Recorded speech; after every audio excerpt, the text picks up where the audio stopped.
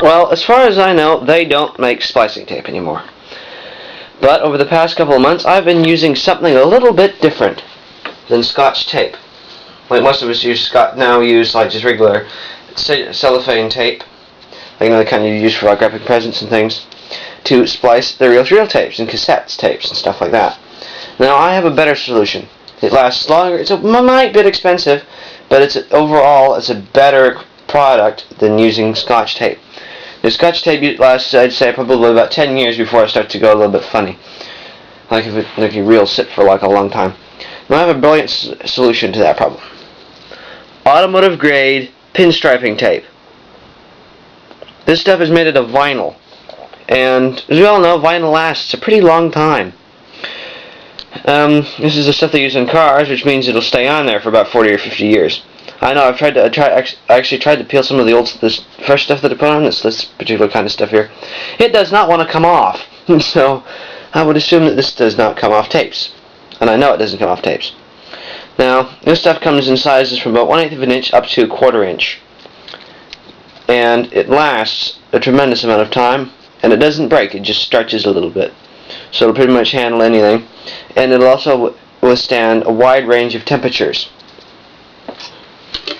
Using my vintage tape, my vintage regular, well, I guess all the tapes these days are vintage. I had a roll of old splicing tape that I picked up at the Salvation Army for like free. I bought a whole bunch of other stuff and I just threw it in anyway. You can see one of my splices right there.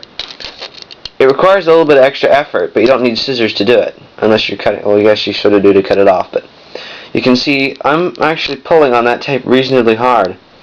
I'm going to do a different angle. I'm pulling really hard on that tape. See my thumbs either way, and I'm pulling pretty hard. And it's not doing anything. And I put that on like today, like less than an hour ago. So I would say that it sticks pretty well. It doesn't break. There's no problems. Just cut it to about a length of about that long, and it's fine. Well, a length about that long, because the thumb was in the way. It comes on, I guess you can get it in larger rolls. I just bought this stuff because it was inexpensive and it was all I needed for the car, but I found out I had too much, so I've been using this.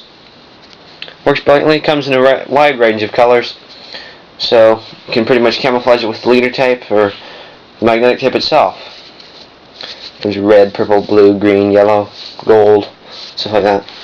But I hope some of you take this tip. It's a good idea. It works brilliantly. It'll keep the tapes together. Hope you find this all of you find this useful.